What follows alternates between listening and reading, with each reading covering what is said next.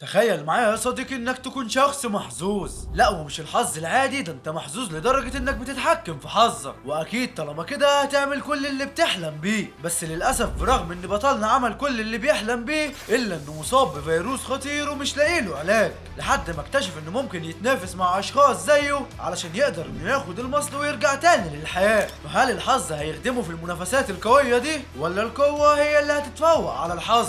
ده بقى اللي هنعرفه النهارده. بس قبل ما نبدأ ما تنساش تذكر الله وتصلي على النبي. وتعالى اقول لك الحكاية من البداية. وبتبدأ حكايتنا وبنشوف بطلنا كريستو وهو بيروح للمتجر عشان بيكون كسب للمرة الرابعة في مسابقة اليانصيب. فالموظف بيتخض من كريستو لأنه بيكون لابس ماسك ضفدعة، وكريستوفر بيقول له ما تخافش يا عم، أنا بس عامل كده عشان الحسد. فالموظف بيديله شيك وبيقول له مبروك يا معلم، وبيديله شيك ب 18 مليون دولار. وكريستوفر بياخده وبيطلع وبيقلع الماسك بعد ما بيخرج من المتجر. وبعدها كريستوفر بيعرفنا انه كسب اليانصيب السنه دي عشان كان موفر حظه طول الشهر للحظه دي، وبيقول انه صحيح اتسرق واتنفخ كتير طول الشهر ده، بس اكيد الموضوع هيستاهل طبعا. وكريستوفر بيسال نفسه وبيقول يا ترى ايه اللي هيحصل لو وفرت حظ شهرين المره اللي جايه. وبعدها بيروح جري عشان قبل ما حد يعرف ويحاول يسرقه او يهجم عليه. بس كريستوفر بياخد باله ان في شخص متحول عايز يهجم عليه علشان ياكله. فكريستوفر بيقول له ده عندها يلا، وبيطلع علبه الرش اللي معاه وبيدشمل الشخص ده وبيطلب له الشرطه عشان يجوا ياخدوه. وبعدها الشرطي بيسال كريستوفر وبيقول له هو كام مره جه الاسم وبلغ على شخص متحول. فكريستوفر بيقول له انه جه كتير جدا، حوالي 112 مره، منهم 47 المره اللي فاتت. فالشرطي بيشكره وبيقول له خلاص تقدر تمشي يا محظوظ. وبيقول له لكن انا عايزك تعرف ان مفيش حاجه اسمها متحولين. فكريستوفر بيقول لنفسه كنت اصدقك لو ما كنتش انا واحد منهم. وبعدها كريستوفر بيكون بيتمشى وفي طريقه للمنزل، بس بيشوف كلب في الشارع وبيكون عايز ياكله. وبنعرف ان من فتره كبيره نزل فيروس على المدينه، وجزء كبير منهم اتحولوا، اللي بقى اقوى واللي بقى اسرع. لكن كل المتحولين بقى بيجي لهم حاله كده وبياكلوا البشر او اي حاجه فيها روح. والمعلم كريستوفر بيكون هيموت وياكل الكلب ده، بس بيقدر يتحكم في نفسه وبيبعد عن الكلب وبيروح على منزله بسرعه قبل ما حد يهجم عليه في الحاله دي. وبعدها كريستوفر بيقعد على اللاب بتاعه وبيحاول يدور على اي علاج عشان ما يفضلش شخص متحول وياكل اي حاجه في طريقه، لكنه مش بيلاقي اي معلومات على النت بخصوص المتحولين لان الشرطه مسحتها كلها. فكريستوفر بيسرح بخياله وبيقول انا ممكن اجمع حظي ومبقاش واحد من المتحولين دول. بس فجاه بيلاقي النظام بيكلمه، والنظام بيقول له انه اكتشف انه شخص متحول، وبيعرفه ان اول مشترك في لعبه كشف اداء المتحولين. وبيعرفه كمان ان النظام بيقدر يحدد مستواك في انك تكون انسان عادي، ده غير انه بيساعدك على العلاج في التطور لانسان وحشي. وبيقول ان الهدف من المتحولين هو تطوير الجنس البشري. وبعدها النظام بيقول لكريستوفر اختار مهنتك في اللعبه، وبيكون فيه الغبي والغير محظوظ والقاتل كمان. فكريستوفر بيختار مهنه القاتل، والنظام بيعرفه على اللعبه والقواعد كلها، بس بيقول له غريبا انت حصلت على لقب الملك القاتل مع ان مستواك قليل جدا. فكريستوفر بيقول له عيب عليك بقى، ده انا راجل جامد. فكريستوفر بيسال نفسه وبيقول امال بقى لما اخزن حظ شهرين هعمل ايه؟ فالنظام بيقول له جاهز، مهمتك الاولى هي انك تروح محطه الزنك وتسجل دخولك. فكريستوفر بيتحمس عشان يعالج نفسه من اللي هو فيه. وبعدها النظام بينقل كريستو لعالم اللعبه عشان يبدا المهمه الاولى بتاعته. وكريستوفر بياخد باله ان في اشخاص معاه في اللعبه واكيد كلهم متحولين. وواحد من المشتركين بيسال صاحبه وبيقول له هو انت برضه مهمتك انك تروح محطه الزنك وتسجل دخولك هناك؟ فصاحبه بيقول له ايوه، انت عرفت منين؟ وبيكون في مجموعه من البنات اصحاب دخلوا هم كمان للعبه، وبعدها على طول بيدخل باقي المشتركين هم كمان. فواحد من المشتركين بيشوف بنته وبيقعد يرخم عليها، بس واحد تاني بيعرفه ان المهم دلوقتي اننا نركز على المهمه. فالشخص ده بيقول له يا عم انا كنت عاوز اساعد مش اكتر، وبعدين اوعى ايدك دي انت هتعمل فيها صاحبي. فواحده من المشتركين بتقول ان الساعه 7:42 دقيقه، فالكل بيعرفوها ان اكيد الوحش صاحي يبقى هيتحركوا على 8. وواحده من البنات بتقول لهم طب ما تخلوها بعد الساعه 9 يمكن يكون امن. بس كريستوفر بيقول لهم لا، احنا مش عاوزين تضييع لوقتنا لان اكيد المهمه دي لها وقت معين. فبترد عليه البنت اللي بيكون اسمها إيسينا وبتعرفه انها نسيت ده. وبيرد عليه شخص اسمه كريتر وبيقول لكريستوف فعلا عندك حق، احنا لازم نستغل وقتنا ونتحرك بسرعه، ومش عاوزين ننسى الاكل اللي هنجيبه عشان ما نتسوحش كلنا. فكريستوفر بيقول له طبعا عشان احنا لسه عاوزين نروح المحطه وده مشوار مش سهل ابدا. فكلهم بيخرجوا من المخزن وبيطلعوا عشان يبداوا المهمه، لكن كريستوفر بيكون خايف منهم لان ممكن حد يفقد اعصابه وياكلهم. وبعدها بيتكلم شخص اسمه بيتر وبيسال كريتر هي المدينه عامله كده ليه؟ فكريتر بيعرفوا انهم في عالم اللعبه وده عالم خيالي. فبيتر بيقول له لا، ما هو احنا مش هنمشي نخبط ونجرب حظنا، ده باين عليها مدينه كبيره جدا. وكريتر بيكون عارف ان كريستوف ذكي جدا وعايز يستغله، فبيروح يسلم عليه وبيعرفه على نفسه عشان لو احتاج منه اي حاجه، وبيساله وبيقول له هنعمل ايه يا كينج في المدينه الكبيره دي؟ فكريستوفر بيقول له احنا عايزين خريطه عشان نقدر نروح لمحطه المترو لانها هتوصلنا في اسرع وقت. فبيسمعهم شخص اسمه لاري وبيقول لكريستوف ان محطه المترو الخريطه بتاعتها صغيره جدا ومش بتكون مغطيه المدينه كلها، بس كريستوفر بيعرفوا انهم على الاقل هيبقى خدوا فكره عن المدينه. فبيتر بيقول لهم احنا مش هنفضل نتكلم كتير على كده، يلا بينا نتحرك بسرعه قبل ما الوقت يخلص. وكالعاده العجل اللي اسمه بورين بيقعد يرخم على البنات، وبعدها كريستوفر بيقدر يلاقي مكان محطه المترو وبيروح يولع نار وبيقول لهم تعالوا ورايا. بس كريتر بيقول لكريستوف استنى اوعى تنزل. فكريستو بيقول له ليه، هو في حاجه ولا ايه؟ فكريتر بيعرفه ان في 3 أو 4 وحوش متحولين تحت في النفق. فبيتر بيسال كريتر وبيقول له عرفت ازاي بقى ان في وحوش تحت؟ فكريتر بيعرفه ان عنده مهاره الشم زي الكلاب ويمكن اقوى. فكريستوفر بيقول لكارتر وانت بقى اكلت بشر قبل كده؟ بس كريتر بيخاف من السؤال وبيرجع لورا. فكريستوفر بيقول له ما تخافش يا عم، انا كنت بعمل لك اختبار بس مش اكتر. فلاري بيقول لكريستو احنا لازم دلوقتي ندور على محطه تانية عشان المتحولين اللي في النفق دول شكلهم خطيرين جدا. فكريستوفر بيعرفه ان زي ما في متحولين في النفق ده هيكون في برضه متحولين تاني في بقيه الانفاق. فكريتر بيقول لهم كلام كريستو صح، وكريستو ده اخواتي اللي هو كريستوفر بس احنا بندلعه يعني. وبيقول له وبعدين احنا لازم ننزل هنا عشان ما عندناش وقت، بس إيسينا بتخاف تنزل وبتفضل تعيط. وبورين بيقول لكريستو انت مجنون ولا ايه؟ انا مستحيل انزل هنا انا كمان، هو حد قال لك قبل كده ان العمر بعزها يا حبيبي؟ فلاري بيقول لكريستو طب ايه رايك بقى اما ندور على محطه تانية؟ فكريستو بيرد عليهم وبيقول لهم انا نازل اجيب الخريطه ومش عايز صداع. فكريتر بيقول لكريستو استنى وانا هاجي معاك، وكلهم اول لما بيلاقوا كريتر نازل بينزلوا هم كمان معاه. بس البنت اللي اسمها ليما بتشوف شخص متحول على باب المترو وبتخاف هي كمان وبتفضل تصيح. فكريستو بيقول لها اسكتي الله يخرب بيتك هتصحيه، وبيعرفهم انهم لازم يمشوا بصوت واطي عشان ما يحسش بينا. بس كريستو بعد ما بيمشي شويه بيلاقي الخريطه قدامه وبيشوفها لمده دقيقه وبيطلعوا كلهم. وبعدها كريستو بيكون قاعد بيرسم الخريطه اللي شافها تحت في المترو. فكريتر بيساله انت ازاي بتعمل كده وانت ما شفتهاش لمده دقيقه واحده؟ فكريستو بيقول له ان عنده قوه في الذاكره اسمها ذاكره فوتوغرافيه، وبيقدر يفتكر اي حاجه طالما شافها وركز فيها. والبنت اللي اسمها مورجانا بتقول لكريتر دي فعلا الخريطه دي شبه الخريطه اللي تحت بالملي. ومورجانا بتقول لهم ان بعد كده لازم كلنا نتعاون مع بعض علشان نقدر نخلص المهمه دي بسرعه لاننا ضيعنا وقت كتير. فبورن بيقول لها نتعاون في ايه بس؟ انت عاوزاني انزل الموت برجليا وتقولي لي نتعاون؟ بس بيتر ولاري وبقيه المشتركين بيقولوا لمورجانا انهم بعد كده هيبقوا معاهم في اي حاجه. فمورجانا بتسال بورين وبتقول له عندك اعتراض تاني ولا حاجه؟ فبورين بيقول لها لا خلاص هبقى معاكم، بس بيقول لها في سر صبرك عليا لو انا ما قتلتكيش ما بقاش انا بورين. وبعدها كريستوفر بيكون خلص ورسم خريطتين وبيعرفهم انهم بعد كده هينقسموا المجموعات، وبيعرفهم كمان ان في 3 محطات في المدينه ولو بقوا 3 مجموعات هيبقى احسن بكتير. بس بيتر بيقول له يا عم بقى فكك من جو دوري الابطال ده. لكن مورجانا بتقول لكريستو انها هتروح هي وليما يستكشفوا المحطه الشماليه. فبورين بيقول لها خلاص وانا هاجي معاكم. فمورجانا بتقول له لا شوف لك فريق تاني. بس بورين بيعرفها ان هيروح المحطه دي عافيه وبيكون مصمم انه يروح هناك.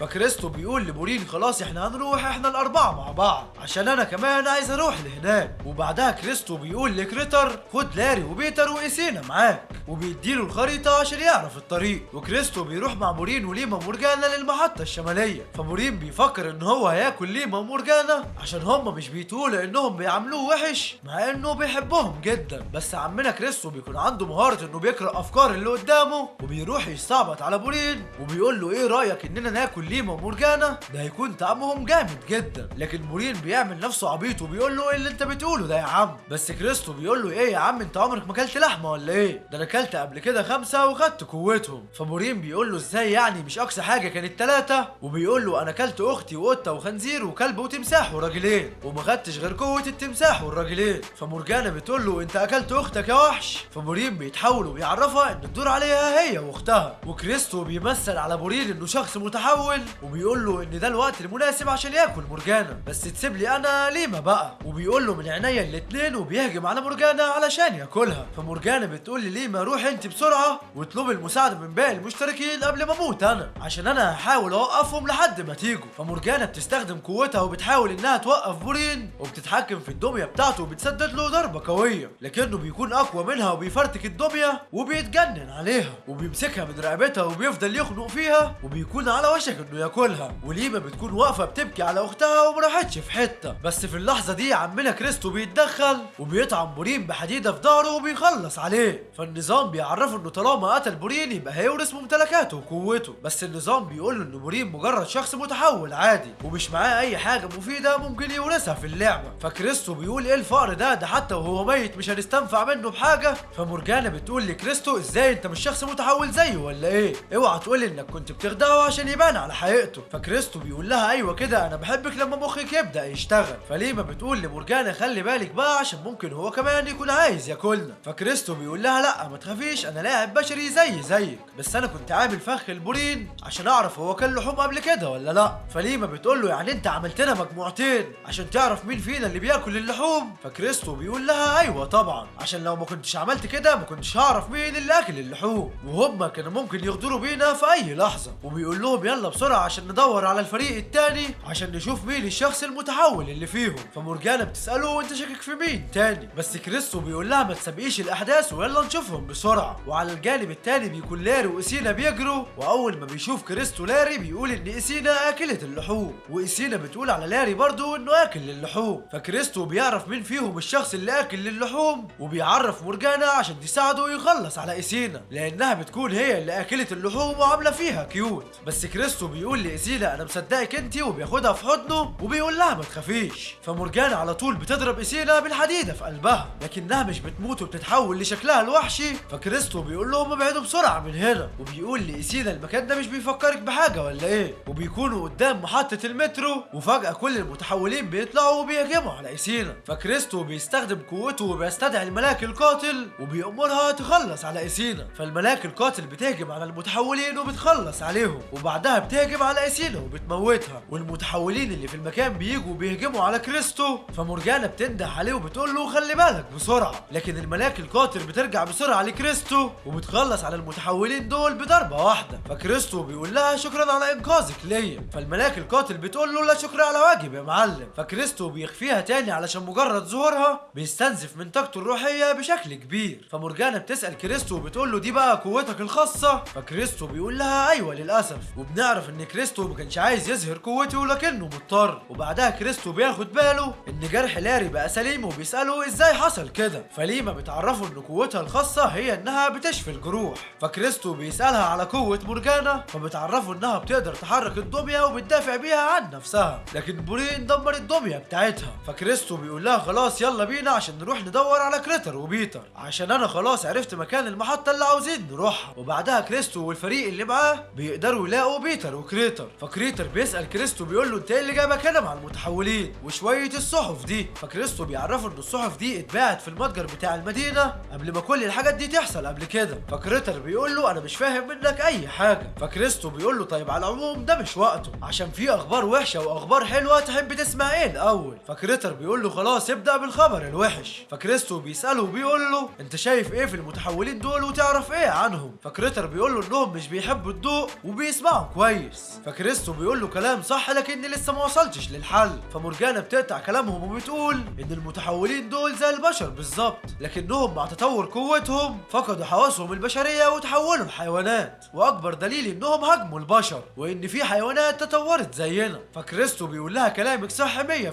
فكلهم بيتصدموا لما بيعرفوا انه في حيوانات من المتحولين اصلا. فكريستو بيقول لهم ان دول زي البشر بالظبط، وكمان قبل فتره نزل في الصحف كل حاجه هتحصل في المستقبل، ده غير ان فيه هجوم من حبار متحول. فكريتر بيقول لكريستو يعني احنا كده في المستقبل ولا ايه مش فاهم؟ فكريستو بيعرفه انها حاجه زي كده بالظبط. فبيتر بيتحمس وبيقول له طب يلا بينا بقى عشان ننقذ العالم. فكريستو بيعرفه انهم ممكن ينجحوا وممكن لا. فكريتر بيقول له يعني ده الخبر الوحش، طب فين الخبر الحلو على كده؟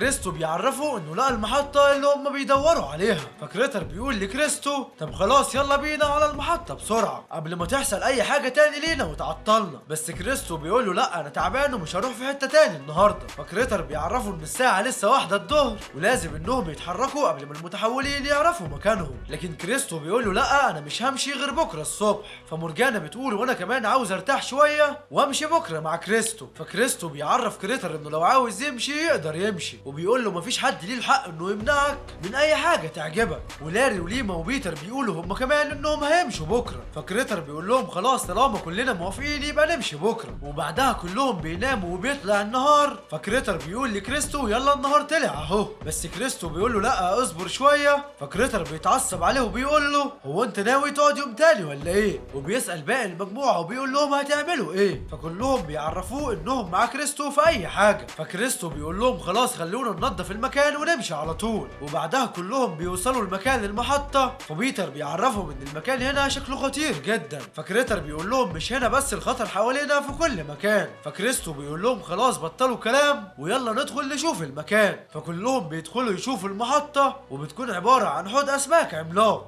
وكريستو بيفضل يدور على اي دليل لكنه مش بيلاقي حاجة. فبيتر بيندى عليه وبيعرفه انه مش لاقي خريطة للمكان. فكريستو بيحدد مكان الحوض اللي في المكان. فبيتر وكريتر مش بيصبروا وبيجروا على مكان الحوض بسرعة وكلهم بيدخلوا وراهم. وكريتر بيعرفهم ان في وحش متحول تحت المية في الحوض، فلو حد نط هيموت على طول، لكن لو مشوا على وش المية فهيقدر يعدي للبوابة الزمنية. بس ليما بتعرفهم انها مش بتعرف تعوم. فكريتر بيقول لها ملناش فيه احنا بنعرف. فمورجانا بتقول لهم انها مش هتمشي من هنا من غير اختها. فكريستو بيشيل ليما وبيقول لهم خلاص انا بعرف وهاخد ليما معايا ويلا يبداوا الخطه. وبعدها الكل بيرمي الجثث للوحش الحبار المتحول، وفعلا الحبار بيطلع ياخدهم عشان يكسبوا وقت. فكلهم بينزلوا الميه بسرعه عشان يعدوا للبر التاني. بس كريستو بياخد باله ان كريتر منزلش معاهم، وكريتر بيرمي حجر كبير في الميه وبيقول لهم اشوف وشكم على خير. والوحش بيجي وبيمسكهم كلهم. وبعدها كريتر بينط هو عشان يروح للبوابه الزمنيه براحته. بس مورجانا بتقول له لا ده عندها يلا، وبتستخدم قوتها عشان تمسك كريتر قبل ما يهرب لوحده. وبعدها مورجانا بتستخدم قوتها عشان تخلص على الوحش المتحول ده، لكنه بيكون قوي جدا وضخم. وفي الوقت ده الوضع بيتأزم والدنيا بتبقى بايظه. ولاري بيقول لكريستو ان الوحش المتحول ده هيخلص على بيتر. فمورجانا مش بتكون فاهمه ليه كريستو ما استخدمش قوته لحد دلوقتي. اما المعلم كريتر فبيكون خلاص قرب يوصل للبوابه الزمنيه، بس بيسمع صوت حد بيغني وفجاه محدش بيعرف يتحرك في الميه. وبتكون حورية البحر وبتمسك كريتر وبتنزل بيه تحت الميه. بس ما يغركش جمالها، دي بتعمل مع كريتر الجلاشه وبتخلص عليه. وفي الوقت ده الوحش المتحول بيدمر دمية مورجانا وبيقدر يتغلب على كل الدمى بتاعتها. وكريستو بيفهم اللي فيها وبيستدعي الملاك القاتل، وعلى طول بيقول لها تخلص على حورية البحر لانها حارسة الحوض. فالملاك القاتل بتهجم على الحرية وبتقدر انها تخلص عليها. وفي اللحظة دي الوحش المتحول بيسيب المجموعة كلها وكريستو بيهجم عليه وبيضربه بالحديدة في قلبه، لكنها مش بتأثر فيه جامد.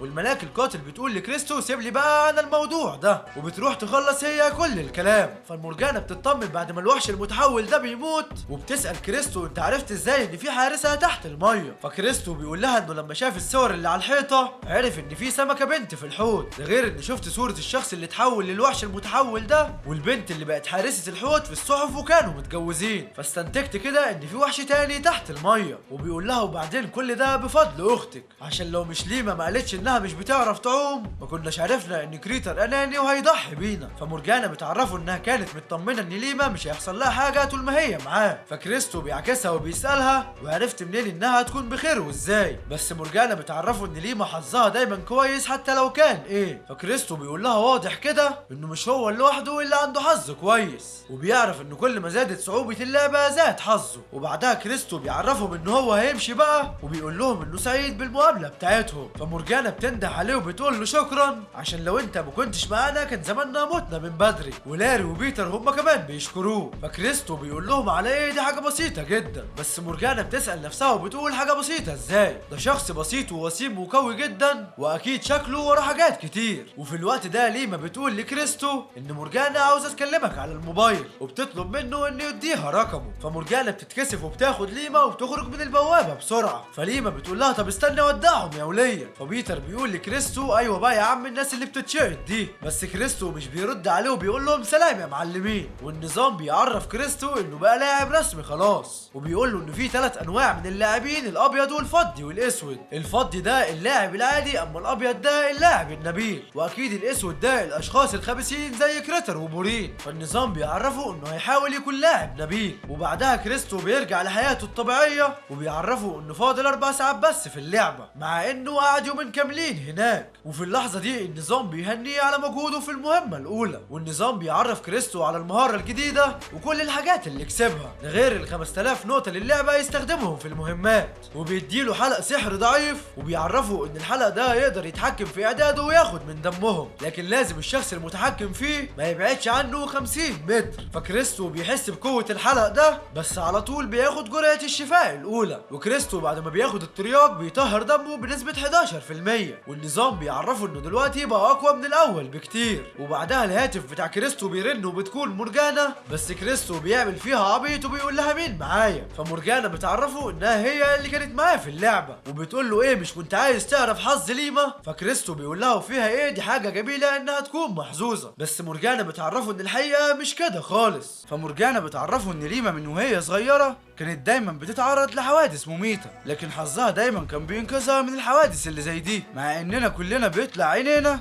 بس ليما بتقول لها انت مش شايفه انك كده بتأفري شويه؟ فكريستو بيعرفها ان ده طبيعي جدا، وهو بيراقب بياناتها وقوتها عاديه. فمورجانا بتتصدم من ذكائه وبتقول له بصراحه بقى انا عندي فضول جامد ان اعرف قوتك الخاصه بالتفصيل. فكريستوف بيقول لها قولي لي كده بقى من الاول، يعني انت بتكلميني عشان عاوزه تعرفي قوتي الخاصه؟ فمورجانا بتقول له كنت عايز اعرف هي ايه عشان ما قدرتش احدد وقتها، بس السبب الحقيقي اللي خلاني اكلمك بقى هو اني عرفت اننا لو معانا نفس التذاكر في نفس الوقت ممكن نروح مع بعض نفس المهمه سوا. فمورجانا بتقول له انا عندي تذاكر لجبل ريفينا، بس كريستو بيعرفها ان تذكرته هتوديه في محطه القطار، وبيقول لها لما تجيبي بقى التذكره يبقى عرفيني عشان نروح مع بعض. فمورجانا بتعرفه انها هتجيبها من تحت الارض، لكنها بتقول له انها هتحتاج يوم او 2 عشان تعرف تعمل اكتر من دميه. فكريستو بيقول لها انه مش مستعجل وبيقفل معاها، وبيقول لنفسه جميل جدا انهم هيجوا معايا، على الاقل بنت مضمونه ومعالجه وهتحميني وتعالجني، وبيقول دي احسن فرصه ليا عشان اطور من الملاك القاتل. فالنظام بيعرفه ان الملاك القاتل بعد التطوير شكلها هيتغير، وكمان هتكتسب سلاح خارق خاص بيها. فكريستو بيتحمس في اللحظه دي وبيقول طور يا معلم طور. وبعدها بنعرف ان كريستو عنده موهبه جباره في الرسم، وبيرسم بورين احسن من بورين نفسه. لا ومش بس بيرسم بورين، ده بيرسم الفريق كله. وبعدها بيخبط عليه 3 اشخاص وبنعرف انهم من الشرطه، وبيقولوا له عايزين نتكلم معاك بخصوص هجوم الليله اللي فاتت. فكريستو بيقول لهم بخصوص المتحولين، لكنهم بيعرفوه ان كل ده كده ومفيش حاجه اسمها متحولين. بس كريستو بيقول لهم امال ايه ده انا متحول انا كمان. وفي اللحظه دي اللعب بيبقى على المكشوف، وكريستو بيعرفهم انه دخل اللعبه مع مجموعه كلها متحولين، وبيديهم الصور والاسماء بتاعتهم عشان يتاكدوا. فالظابط اللي بيكون اسمه جوردن بيقول له انهم من القوات الخاصه والمسؤوله عن المتحولين واللعب ده. فكريستو بيساله وبيقول له هو الشخص ده هو كمان ظابط؟ بس جوردن بيقول له لا دي مساعدتي ويعتبر السواقه بتاعتنا. فجوردن بيسال كريستو بيقول له انت لسه فاكر اشكالهم مش كده؟ وبيقول له طب احكي لي كده عملتوا ايه واللي ماتوا ازاي؟ فكريستو بيقول له لا والله مش هقدر انا طالع عيني من امبارح. فجوردن بيعرفه انه لازم يقول له التفاصيل، بس كريستو بيقول له ايه لازمته يعني؟ فجوردن بيعرفه انه يعتبر ثغرة قومية ولازم يساعد بلده، وبيديله رقمه وبيقول له وقت ما تكون فاضي اتصل عليا على طول. وبعدها بيخرجوا وجوردن بيقول لهم ان الولد ده لاعب ابيض، يعني لازم نراقبه عشان هيفيدنا كتير. فالمساعدة بتاعته بتعرفه انه شكله عيل عبيط وعنيد واكيد مستحيل ينضم لينا بكل سهولة كده. بس جوردن بيقول لها مين عارف ممكن يغير رأيه في لحظة واحدة. فالمساعدة بتسأله طب ايه امر القناصين والفرق باخلاء المكان؟ فجوردن بيقول لهم انتوا بتعملوا ايه هنا؟ تعالوا معايا. وفي الوقت ده بتتحرك الملاك القاتل وبتكون عايزة تجيب رقبة القناص، بس كريستو بيقول لها انزلي الله يخرب بيت اهلك مش عايزين مشاكل، هم خلاص بيلموا حاجتهم وماشيين. فالملاك القاتل بتنزل وبتقول له منك لله انا كنت عاوزة اجرب السلاح الجديد، بس كريستو بيعرفها ان ده مش وقت عبط خالص لان المهمة الجاية خلاص على الابواب. وبعدها النظام بيعرف كريستو على المهمة الجديدة وكل قواعدها وبينقله لمحطة القطار عشان يبدأ المهمة. فكريستو بيتفاجئ لما مش بيلاقي حد نازل معاه في المحطة، بس الصدمة انه بيلاقي معاه واحد وبيكون هو الضابط جوردن. فجوردن بيقول له ايه يا عم الصدفة الحلوة دي؟ فكريستو بيسأله وبيقول له انت مين؟ فجوردن بيقول له ايه يا عم انت نسيتني ولا ايه؟ بس كريستو بيقول له اكيد ما نسيتكش بس انا عارف اللعب بتاعكم. وبيسأله انت عملت كام نسخة لحد دلوقتي؟ فجوردن بيقول له انه عمل 3 نسخ بس، وفي مرة هيعدي فيها قطار الزمان والمكان على المحطة وهتشوف نسخ اكتر واكتر. فجوردن بيسأل كريستو بيقول له هتروح فين بقى على كده؟ فكريستو بيقول له انه رايح محطة ستار. فجوردن بيقول له ايه الحظ ده يا عم، ده انا برضه رايح نفس المحطة. فكريستو بيقول له انا عرفت ان في منصة تداول على صفحة القوات الخاصة، ومعنى كده ان في لاعبين بيتجرأوا وبيبدلوا تذاكر المهام. فجوردن بيعرفه ان التبادل ده عامة بيكون بين اعضاء القوات الخاصة، لان مفيش حد بيكون واثق في اللاعبين العاديين، بس في مجموعة من الشباب استغلوا ثغرة النظام لمصلحتهم الشخصية. فكريستو بيكون عايز يعرف اكتر واكتر، لكن جوردن بيقول له كفاية كده ولو عايز تعرف اكتر انضم لينا. فكريستو بيقول له هفكر وبيسأله عن المميزات بتاعة المنصة، بس جوردن بيقول له لا مش مسموح اتكلم اكتر من كده، وبيقول له لو انضمت لي هعرفك كل حاجة. فكريستو بيقول له خلاص سيبنا افكر حبة. وقطار الزمان بيجي وبيعرف كل المحطات اللي هيعدي عليها. فكريستو بيعرف جوردن انه رايح مطعم لينج هاي. فجوردن بيقول له يا على الصدف برضه انا رايح لهناك، وبيرخم عليه عشان يركبوا هما الاتنين نفس القطر. بس كريستو بيتفاجئ لما بيركب القطار وبيقول لجوردن ان المرة دي المشتركين اكتر من المرة اللي فاتت. فجوردن بيقول له ايوه فعلا ولازم نخلي بالنا عشان المشتركين بقوا يخلصوا على بعض عشان ياخدوا ممتلكاتهم، لان اللي بيموت بتتورث ممتلكاته للقتال. وبعدها المضيفة بتيجي وبتدي كريستو قائمة الحاجات بتاعة القطر. فكريستو بيتصدم من سعر الاكل في القطار. فجوردن بيقول له ما تقلقش انا هعزمك يا عم. فبيطلب له قهوة عشان يصحصح للكلام، بس كريستو بتعجبه القهوة جدا لكنه بيلاحظ كلام غريب عليها، وبيسأل جوردن وبيقول له هو ايه ده بالظبط. فجوردن بيقول له عادي القطار ده اسمه قطار الزمان والمكان، ومش بعيد كمان الركاب هم كمان يكونوا من بعد تاني عشان رقم القطار ده مختلف عن رقم الكوكب، وكل بعد ليه السير نمبر بتاعه. فكريستو بيتصدم لما بيعرف انه لازم يعلم الابعاد دي بالارقام. وبعدها موظفة من القطر بتعرف المشتركين على بيان عاجل، وبتقول لهم ان اعضاء منظمة الحياة دمروا البلاد، وان في البعد ده ظهر لاعب خطير جدا وقدر انه يقتل واحد من كبار المديرين التنفيذيين في اللعبة، وبتعرفهم انهم ما قدروش يحطوا ادلة لكل المشتركين، بس اللي هيلاقي المشترك ده هياخد مكافأة عملاقة. فكريستو بيستغرب وبيسأل جوردن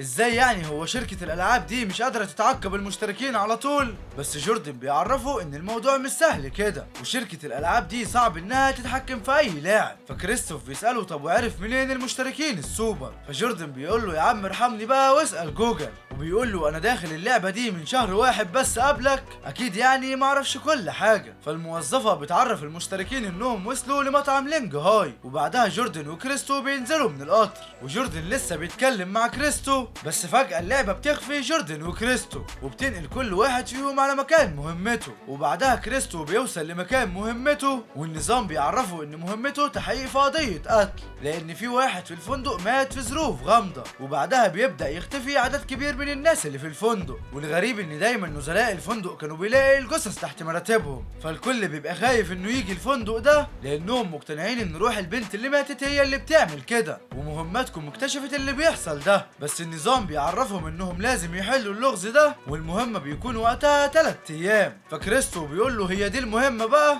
دي شبه اي فيلم رعب كلاسيكي. فالنظام بيقول لهم ان الارواح دي بتظهر من 9 لحد 7 الصبح، ومسموح بس بضيف واحد معاك في الغرفة، ولازم تهتموا جدا بكل القواعد لان الارواح الشريرة بتهجم الاول على اللي بيخالفوا القواعد. وفي الوقت ده بتظهر بنت مزة كده وبتقول لهم انتوا المشتركين الجداد، وبيبقى واضح ان الكل هنا، وكده بيبقى عدد المشتركين في المهمة دي 12 واحد. فواحد من المشتركين واللي اسمه جابي بيقول طب احنا مستنيين ايه، يلا بينا ندخل. بس بترد عليه بنت اسمها ماركيزا وبتقول له لا ندخل فين، انت عبيط ولا ايه؟ دي بتقول ان احنا عددنا 12، وانا ايش ضمني بقى كم واحد فيكم من اكلين لحوم البشر. وبتزعق ماركيزا للمشتركين وبتعرفهم ان مفيش دخول الا لما الاول الكل يثبت نفسه انه مش من اكلين لحوم البشر. فبيرد عليها واحد من المشتركين وبيسالها وانت مين يا اختي على كده، عشان اثبت لك اني بشري وبتحكم في الغرايز بتاعتي. فحبيبته بتقول له سيبك يا عم منها دي عبيطه خالص، وبعدين انا سمعت ان اللي شكلهم وحش دول بيبقوا غريبين جدا. فماركيزا بتقول لها هي مين دي اللي وحشه يا بت، ده انت شبه ابن عمي حتى. وإله الأرواح الشريرة تعمل منك سوشي. وماركيزا مش بتسكت وبتفضل تشك في الكل، وبتقول عن الكل إنهم آكلين لحوم البشر ومتنكرين وصامتين، فلازم نخلص عليهم عشان ندخل الفندق واحنا مطمنين. بس كريستو بيقول لها طب ما ندخل الفندق نريح شوية وبعدين نبقى نشوف حوار آكلين اللحوم دول. فماركيزا بتقول له بس يلا ده أنا من الصبح وأنا شاكة فيك أصلا. بس كريستو بيتعصب عليها وبيعرفها إن المهمة دي هي القبض على الأرواح الشريرة، مش إننا نكتشف مين فينا آكل اللحوم ونضيع الوقت. وبعدين ما تخافيش، احنا لو حتى من آكلين اللحوم هنقرف ناكل البشر اللي زيك. فماركيزا بتتعصب عليه وبتقول لهم شفتوا اهو اعترف انه من آكلين اللحوم، بس الكل بيقولوا لها انه معاه حق عشان المهمة دي هي اننا نقبض على الروح الشريرة ونحل اللغز، لان التهديد للكل دلوقتي سواء بقى عادي او من آكلين لحوم البشر. وجوردن بينده على كريستو وبيقول له انت لاعب ابيض ليه بتتنمر على المشتركين؟ فبيرد وبيقول له ابيض اسود انا مش فارقه معايا، المهم اننا ننجز ونقبض على الروح الشريره دي. والمعلم كريستو بيكون عارف ان ماركيزا عاوزه تستغل كل اللي معاها عشان تشتتهم وتشككهم في بعض وتفوز هي بالمهمه، لكنه مش بيسمح لها انها تضحك عليه هو كمان. وبعدها كلهم بيدخلوا الفندق اللي بيكون مهجور من فتره كبيره جدا، وعدد الادوار اللي فيه هم 13 دور و13 غرفه. فبيقول واحد اسمه ميكيل دول على قدنا بالظبط، وميكيل بيسال المزه دي وبيقول لها انت هتقعدي فين يا معلمه؟ فالمزه دي بتعرفه انها مديره اعمال كبيره وبيكون اسمها شال، وشال بتقول له انها هتقعد في الدور السابع لانه ارقى دور. وبيرد عليها مشترك وبيقول لها ايه رايك اقعد معاكي واحميكي؟ فالمدير بيقول خلاص انا هقعد في الدور الثاني. ففي واحد من المشتركين بيكون اسمه لينو بيقول للمدير وانا ليه ما اقعدش فيه؟ بس حبيبته مريال بتقول له لا تعالى نقعد سوا في الدور الثالث عشان تحميني. وبنرجع للمعلم كريستوفر وجوردن بيقول لكريستو ان الفندق ده كبير قوي بس لازم ندور فيه حته حته على اي معلومات عن الارواح الشريره. فكريستو بيقول له ايوه بس لازم كل واحد فينا يكون لوحده عشان نقدر نلاقي معلومات كتير. فبيسمعهم الولد لينو وبيقول لكريستو انت مجنون ولا ايه؟ عايز تروح لوحدك والارواح الشريره دي تخلص عليك؟ فكريستو بيقول له خلاص تعالى ندور سوا، وبيكلمه بنظرات مرعبه. فلينو بيقول له لا يا عم انت فاكرنا عبيط عشان نروح معاك ولا ايه؟ ده انت مرعب اكتر من الارواح الشريره. بس شال بتقول لهم بطلوا سخافه شويه، خلينا نفكر هنعمل ايه قبل ما الساعه تيجي 9 والارواح تبتدي تظهر. فالمدير بيقول خلاص احنا نكون مجموعات عشان نلاقي حل اسرع ومحدش فينا يتغدر بيه. فكريستوفر بيقول لهم يبقى يلا بينا ندور على اي معلومه بسرعه. فجوردن بيسال كريستو وبيقول له طب هنعمل ايه في الاول؟ وبعدين هو اصلا في حاجه اسمها ارواح شريره؟ فكريستو بيقول له مش عارف بس انا هدور في الدور ال13 وانت دور هنا. فبعدها كريستو بيطلع الغرفه وبيعرف ان مفيش حد دخلها من سنين، وعلى طول بيشغل دماغه وبيستخدم مهاراته الخاصه بتاعت حلق الدم وبيرسم بس الدم على القماش عشان يعرفهم انه جاب دليل. وعلى الجانب التاني بيكون بقيه المشتركين تحت وبيعرفوا بعض على كل المعلومات اللي عرفوها. فلينو بيسالهم امال كريستو فين؟ فكريستو بيقول له انا هو جيت ومعايا دليل فاخر من الاخر. وواحد من المشتركين بيتصدم لما بيلاقي الدليل اللي مع كريستوف، والكل بيتاكد ان في اشباح كمان في المكان. فشال بتعمل فيها بتعرف تقرا لغه الارواح وبتعمل عليهم حوار اصلا، وكريستو هو اللي راسم كل ده. فبيرد عليهم واحد من المشتركين وبيقول ان كلنا هنبقى فريق واحد عشان نخلص على الارواح دي. فصاحبه بيعرفه ان ممنوع اي حد يخالف القواعد. فماركيزا بتقول له يا عم اقعد بلا قواعد بلا بتاع. وكريستو بيقنع المشتركين ان كل واحد فيهم يكون في غرفه لوحده. وبعد نقاش طويل جدا بيقتنعوا المشتركين لان المفروض كل اتنين يقعدوا في غرفه والا هيخالفوا القواعد. بس اغلب المشتركين بيكونوا بنات. وماركيزا بتقول للمدير ده كريستو عايزنا ننام لوحدنا عشان يدخل ويستفرد بينا بالليل. بس الكل بيقول لماركيزا احنا مش عايزين نموت وحياة امك، بلا اكلين لحوم بلا نيله يا ستي. فميكل بيعرف شال ان لو حصل حاجه تندى عليه بسرعه، هو يعتبر قاعد جنبها. والكل بيتلم حواليها وبيقولوا لها واحنا دايما في الخدمه. والاتنين بيكونوا مش طايقين بعض عشان كل واحد فيهم عينيهم من شال. بس كريستو بيقول ده عالم فاضي يابا، وبيسيبهم وبيطلع في الاسانسير وبيوصل للغرفه رقم 13. وبيكون جوردن معاه وبيساله انت جاي معايا ليه؟ فجوردن بيعرفه انه عاوز يتكلم معاه بخصوص الثلاث مشتركين اللي مش بيتكلموا دول. فكريستو بيقول له لا ما تخافش دول مش من اكلين لحوم البشر. فجوردن بيقول له لا انا مش قصدي كده. وبيقول له بس انا عرفت انك انت اللي رسمت على القماشه. فكريستو بيعمل فيها عبيط وبيقول له يا جدع بطل هزار بقى. وبيكون بيعمل كده عشان يعرفهم ان مفيش ارواح شريره، ان الروح الشريره هي انسان بس مستخبي بينا. فجوردن بيساله يعني انت شاكك فيا؟ فكريستو بيرد عليه وبيعرفه ان الروح الشريرة موجودة بينهم عشان هي بتتبع القواعد ومش بتخرج الا في الوقت المتحدد. فجوردن بيقول له خلاص ماشي، وبيديله ميكروفون مصنوع على شكل كوب، وبيعرفه انه لو حصل حاجة يبقى يكلمه عشان يجي ويساعده. فكريستوفر بيقول له ماشي وبيشكره على الميكروفون. وبعدها الساعة بتعدي 9 وبيكون كل واحد في غرفته، وماركيزا بتكون قاعدة خايفة وبتحاول تشجع نفسها، بس فجأة بتلاقي الباب بيخبط وبتخاف انها تفتحه، وبتكون لسه هتتحرك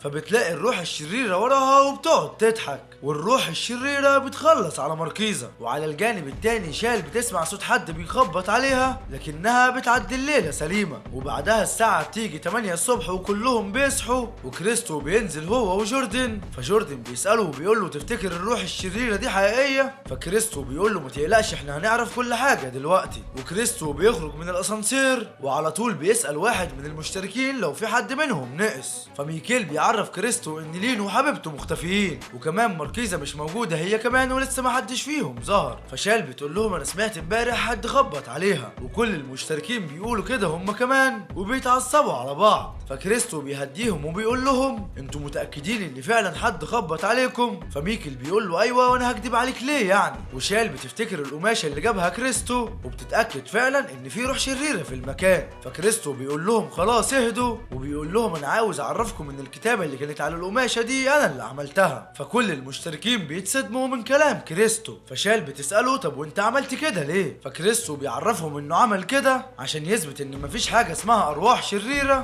وان كل دي تخيلات. فالمشتركين بيقولوا انهم مش هما اللي خبطوا على باب حد امبارح. فكريستو بيقول ان اللي بيعمل كده فعلا هي روح شريرة، بس هي متنكرة على شكل انسان وهو موجود ما بيننا. ففي واحد من المشتركين بيقول لكريستو انت شكلك انت الروح الشريرة اللي هتطلع بتعمل كل الكلام ده فينا. فكريستو بيقول ما هو لو كان انا ما كنتش عرفتكم ان انا رسمت القماشة دي وكنت هخلص عليكم واحد واحد امبارح. فجوردن بيقول له صلي على النبي كده في قلبك، ده كان بيهزر معاك. وفي الوقت ده ميكل بيرتاح لما بيعرف ان مفيش اشباح وسطهم. فكريستو بيقول له بس خلي بالك عشان الروح الشريرة دي بتخبي الجثث تحت السراير، وبيعرفهم انه كده عمل كل اللي عليه، وبيقول لهم براحتكم بقى، عايزين تصدقوا صدقوا، مش عايزين براحتكم. وبعدها كريستو بيكون في الغرفة بتاعته، فبيدخل عليه المدير وبيقول له لو عاوز تعزل صوت الغرفة امسك الباب. فكريستو بيقول له انت بقى الروح الشريرة؟ فالمدير بيقول لكريستو ايوه انا الروح الشريرة، وانا اللي خلصت على ال3 امبارح. فكريستو بيقول له انت بقى ما خلصتش عليا ليه؟ فالمدير بيعرفه انه عنده قوة يقدر يعرف بيها نسبة نجاح كل مشترك، وبيعرفه ان قوة نجاحه 52% وهي كانت الاقوى، فالطبيعي ان هو يخلص على الاضعف. لكن دلوقتي بعد ما خلصت على ال3 مشتركين قوتي بقت 68، وبمجرد ما اقتلك وقت ال2 كمان مهمتي هتكون نجحت خلاص. فكريستو بيسأله وبيقول له انت مش خايف وانت بتعرفني كل حاجة كده؟ وبيحاول يتحرك لكنه مش بيعرف. فالمدير بيكون فض غاز سام يقتل اي حد في مكانه ما عدا هو، وبيلبس الماسك بتاعه وبيهجم على كريستو عشان يخلص عليه. لكن كريستو بيكون عامل حسابه وكان مخلي الملاك القاتل تكون جاهزة لأي هجوم، وعلى طول قبل ما المدير يلمس كريستو بتكون الملاك القاتل خرجت وخلصت على المدير. فالنظام بيعرف كريستو انه خد شوية مهارات من الجثة، وكريستو بياخد شوية عقارات عشان يقدر يتحرك، والملاك القاتل بتقول لكريستو انها هتخلع الماسك من على المدير. فكريستو بيقول لها لا انا اللي هخلعه، وبيخلعه فعلا. وبعدها كريستو بيستخدم قوته وبيتحاول يتحكم في دم المدير، لكن جوردن بيدخل عليه الغرفة وبيلاقيه مصوب سلاحه عليه. فجوردن بيقول لكريستو جيت متأخر ولا ايه؟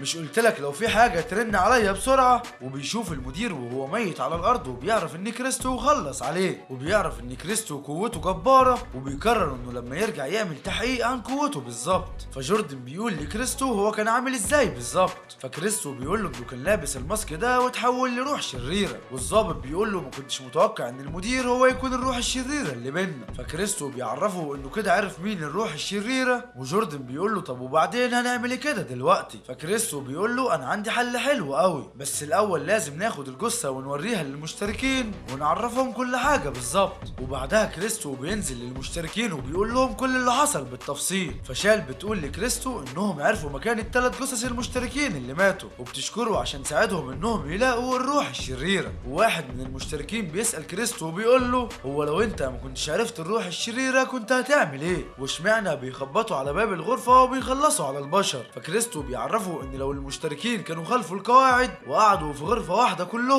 كلهم كانوا هيموتوا من غير اي روح ما تتدخل، وبيقول له ان واحد بس هو اللي هيفوز، مش هيكون كل واحد لوحده. فشال بتقول لكريستو طب لو فعلا كان موضوع الاشباح ده طلع حقيقي كان ايه اللي هيحصل بالظبط؟ فكريستو بيقول لها لما يحصل كده بقى نبقى نفكر هنعمل ايه وقتها. وبنكمل حكايتنا وكريستوف بيعرفهم ان كل واحد برضه هينام في غرفه لوحده. فواحد من المشتركين بيخاف وبيتعصب على كريستو، بس كريستو بيسالهم وبيقول لهم يعني بعد كل ده مش مصدقني؟ فميكل بيقول لكريستو انا مصدقك ان مفيش ارواح شريره، بس خلينا نوزع حاجات المدير الاول علينا بالتساوي. فكريستو بيقول له حاجات ايه؟ انت قصدك على الماسك ده يا غالي؟ فميكل بيساله ازاي يعني ده قتل 3 اشخاص؟ انت بتحور يا اسطى. فكريستو بيقول له يا عم خلاص خد القناع كله وعلى الاقل اتغطي بيه وشك الكبير المعفن ده. فشال بتعرفه انه بجح قوي وما عملش اي حاجه وعاوز ياخد كل حاجه على الجاهز. فميكل بيتعصب على كريستو عشان شال هزقته وبيقول لهم انتوا ازاي عايزين تثقوا في كريستو تاني بعد كل الكذب اللي كذبوا علينا ده اكيد من اكلين لحوم البشر ومتنكر وعاوز الليل يجي عشان يخلص علينا، ومحدش عارف هو بيخطط ليه بعد كده. وبعدين فين الحاجات بتاعت المدير اللي هنورثها منه بعدها؟ بس واحد من المشتركين بيقول خلاص يا جدعان ده حته ماسك، وبيعرف الكل ان الماسك ده محدش هياخده غير كريستو. لكن ميكل بيقول له لا لازم حد ثقه هو اللي ياخده ويحتفظ بيه. فكريستو برضه بيقول لهم لا انا شايف انه هيبقى لايق على ميكل اكتر، وبيحدف الماسك لميكل. بس ميكل بيكتشف ان دي نسخه من القناع. فكريستو بيقول له اما انت بجح ياض بصحيح. فميكل بيقول له انا خلاص ما عادش في اي روح شريره، لكن لسه في خطر وتهديد اكبر من اكلين لحوم البشر. فبيشاور على كريستو وبيقول له انت متحول طبعا ومن اكلين لحوم البشر ولازم نخلص عليك عشان نعيش كلنا في سلام. فكل المشتركين بيتصدموا من كلامه. فكريستو بيقول انا لازم اخلص من الغبي ده اللي عمال يشعللها. لكن في اللحظه دي واحد من المشتركين واللي اسمه تيفاني بيطعن ميكل من ظهره وبيخلص عليه، وبيكون لابس ملابس سحريه بتغير من شكله وبتعزز من قوته. فتيفاني بيقول له طالما عايز مشاكل يبقى مرحب بيها، وبيعرف الكل ان العبيط ده كان معاه حق، وبيقول لهم احنا زي ما تخلصنا من الروح الشريره لازم نخلص كمان من اكلين لحوم البشر علشان نضمن ان المهمه دي تعدي بسلام. فشال بتعرفه ان كريستو وكل اللي معاها من اكلين لحوم البشر، وبتقول ده شكل الباقي كلهم اكلين لحوم. فكريستو بيسال تيفاني وبيقول له تعرف حد هنا من اكلين لحوم البشر؟ فتيفاني بيقول له وانا ايش عرفني، انا من الساعه 7 وانا مستخبي في اوضتي، بس في واحد من المشتركين بيطلع من اكلين لحوم البشر ومع 2 كمان. وبيقول لهم احنا كده بقينا 7 واحنا 3 من اكلين لحوم البشر، يعني كده في فرصه اكل شخص مضمونه جدا. فاكلين لحوم البشر التانيين بيقولوا اخيرا هناكل، ده انا هموت من الجوع، وبيهجموا على الباقيين علشان ياكلوهم. فكريستو بيتدخل بسرعه وبيقول لاكلين لحوم البشر مفيش منه الكلام ده يا حبيبي، عشان انا متحول ولاعب ابيض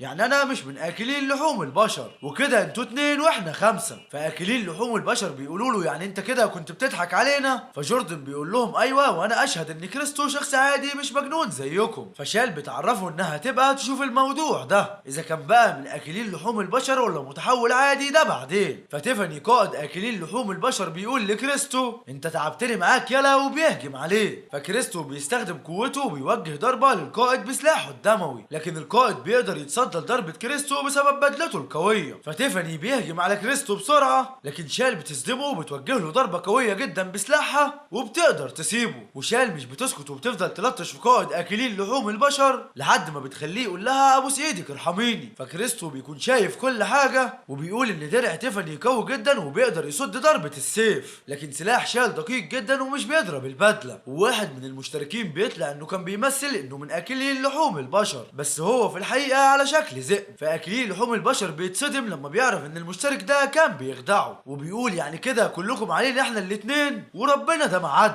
والاتنين بيمسكوا اكلين لحوم البشر وبيعملوا معاهم الجلاشه. فواحد من المشتركين بيخلص عليه عشان ما بيكونش في حل تاني قدامه. وفي اللحظه دي بنشوف ان ميكل لسه فيه الروح وبيزحف لواحد من المشتركين وبيقول له ارجوك الحقني. فالمشترك بيقول له ما تخافش انا عندي الحل، وبيطلع سلاحه. فميكل بيرجع وبيعرفه انه عايز يلحقه مش عايز يخرتقه، بس المشترك ده بيقول له ما تخافش انا هريحك وبيخلص عليه. فشال بتقول له انت قتلته ليه؟ فالمشترك بيعرفها ان ده احسن له بدل ما هو عمال يتعذب كده. وعلى الجانب التاني بيكون تيفاني متدشمل خالص. فكريستو بيقول له اهدى كده واعقل عشان نلاقي حل ونسيبك تخرج من هنا عايش. فتيفاني بيقول له عايش ايه؟ انت مش عارف انا مين ولا ايه؟ وبيستخدم قوته وبيتحول لشكله الوحشي. فتيفاني بيقول للمشترك اللي قتل ميكل انا من بدري عاوز اقطع راسك اللي شبه البصله دي. والمشترك بيشوف شكله وبيخاف منه وبيستخدم الحذاء السريع عشان يخلع منه، لكن تيفاني مش بيسمي عليه وبيضربه بكل قوته والسهم بيجي فيه. فتيفاني بيقول له واضح كده ان الحذاء بتاعك ده هيكوبي يا حبيبي. وعلى الجانب التاني كريستو بياخد باله ان البدله بتاعت تيفاني باظت خالص، فبيمسك سلاحه الدموي وبيضرب بيه تيفاني. فتيفاني بيقول لكريستو انت عملت ايه؟ انا حاسس ان في حاجه جت فيا لكني مش حاسس بألم. فكريستو بيقول له 1 2 3 وبوم تيفاني بينفجر، والنظام بيدي لكريستو كل حاجه تيفاني. وفي الوقت ده بيكون اكل لحوم البشر مصدوم لان القائد مات. فجوردن بيستغل ده هو كمان وبيخلص عليه، بس المشترك اللي تيفاني ضربه بيكون لسه عايش وبيزحف لكريستو وبيطلب منه انه يساعده. فكريستو بيقول له انت فاكرني عبيط ولا ايه؟ انت دايما كنت بتحب مصلحتك وانا مصلحتي دلوقتي انك تموت. فشال بتقول لكريستو انت صح، الناس اللي زي دول مصيرهم الموت، وبتخلص على المشترك ده زي ما خلص على ميكل. فجوردن بيقول لهم انه مش مصدق انهم خلاص خلصوا على اكلين لحوم البشر وعرفوا مين اللي كان الروح الشريره من اول يوم. وشال بتقول انها عندها قوه المستذئبه لكنها كانت خافياها عشان محدش يعرف قوتها من اكلين لحوم البشر. فجوردن بيقول لها فعلا كان لازم نخفي هويتنا عشان محدش يعرفنا من اكلين لحوم البشر وعشان نقدر نكشفهم، لكن لولا كريستو ما كناش وصلنا للي احنا فيه ده. فشال بتقول لهم خلاص بقى خلونا نتعرف على بعض، وبتعرفهم انها فعلا مديرة اعمال كبيرة. فكريستو بيقول لها يعني انت مش رقاصة؟ فجوردن بيقول لكريستو رقاصة ايه يخرب بيتك، اقعد ساكت لا تعضنا. فشال بتقول لكريستو هزر براحتك انت اللي خسران. فكريستو بيقول لها لا والله بهزر معاكي، وبيعرفها على نفسه وبيقول لها انه ساكن في الحي الرابع. فجوردن بينط في الكلام برضه وبيقول لها وانا كمان. فشال هي كمان بتقول لهم وانا برضه ساكنه في الحي الرابع، والمستذئب بيعرفهم ان هو كمان ساكن قريب منهم. فجوردن بيقول لهم بقى بمناسبه الصدفه دي هو في حد فيكم بيعرف حاجه عن مكتب القوات الخاصه؟ فبترد شال وبتقول له مكتب ايه ده؟ فجوردن بيعرفهم ان مكتب القوات الخاصه ده لسه معمول جديد، وبيقول لهم انه مجهز عشان يساعد المشتركين في اللعبه وجاهز من كل حاجه وحتى المساعدين، وقدروا انه يجند الاف اللاعبين ويساعدهم كمان. وبعدها بيديهم الكارت بتاعه وبيعرفهم على التفاصيل عشان لو حابين ينضموا ليهم بعد ما يخرجوا من هنا. فشال بتشكره وبتقول لهم انهم ممكن يخرجوا مع بعض بعدين او حتى انهم يدخلوا مهمه جديده بعد كده سوا، بس الذئب التاني بيقول لهم انا مش عايز اشوف وشكم تاني اصلا. وبعدها كريستو وشال وجوردن والمشترك بيروحوا على المحطه، فالنظام بيعرفهم ان المهمه خلصت ونجحوا كلهم في انهم يلاقوا الروح الشريره، والنظام بيقيمهم كلهم وبيوزع عليهم المكافآت عشان نجحوا في المهمه. وبعدها النظام بيعرف كريستو انه خد دعامه تقدر تحميه من السموم، وترياك يقدر يشفيه ويطلع اي تعب في جسمه ودرع تيفاني، لكنه ما بيقدرش يحفظ غير ب3 دعائم بس. فكريستو بيقول القلم الماسخ ده، وكريستو بيقول لهم انا معايا دعائم لو حد عايز منهم حاجه. فجوردن بيقول له انت محتاج تطور من مستواك عشان اللاعبين اللي من مستوى واحد مش مسموح لهم غير ب3 دعائم بس، وانا البتاعه دي مش هتنفعني فانا مش عايزها. فالمستذئب بيقول له ولا هتنفعني انا كمان، بس شال بتقول له انها ممكن تحتاجها بس في المستقبل، لكن انا مش لاقيه ليها مكان معايا دلوقتي، واكيد يعني مش هضيع فلوسي وافتح لها مكان مخصوص. فكريستو بيقول لهم خلاص طالما مش عايزينها يبقى بيعها واستفاد احسن، بس النظام بيقلبوا فيها وبياخدها ب10,000 عمله بس. فكريستو مش بيهتم وبيقول اهو احسن من مفيش برضه. وبعدها بياخد الترياك الاول عشان يطهر جسمه، فالنظام بيعرفه ان معدل التطور عنده بقى 7% وبقى مقاوم للمخدرات واي حاجه. بس كريستو بيسأل نفسه ايه النصب ده؟ دي الجرعه اللي فاتت كانت بقيمه 11%. وبعدها القطر بيجي وكريستو بيركبه وبيقول انا لازم المره الجايه احصل على جرعه من المستوى الاول لانها بتطهر الدم بنسبه ممكن توصل ل 27%. وبيعرف ان التاريخ ده مختلف عن الوقت اللي دخل فيه للمهمه، وبيفهم ان في كل مكان التوقيت بيتحسب بشكل مختلف، لان في المهمه دي قعد يومين وتقريبا اتحسب ب4 ايام. وكريستو بيفتح الموبايل وبيلاقي مورجانا بعتاله رسايل وبيفضل يتكلم معاها وبيعرف انها معجبه بيه. فمورجانا بتساله مختفي ليه كده؟ اوعى تقول انك خدت مهمه من غيري. فكريستو بيقول لها للاسف انا لسه مخلص دلوقتي حالا. فيا ترى بقى ايه اللي هيحصل بعد كده؟ ويا ترى كمان هيقدر يحب مورجانا زي ما هي بتحبه ولا لا؟ ده بقى اللي هنعرفه في القسم الجاي ان شاء الله. فما تنساش انك تحط لايك وتشترك في القناه عشان تشوف كل حاجه جديده تنزل باذن الله. اذكر الله وصلي على النبي. اشوفكم الفيديو الجاي. سلام.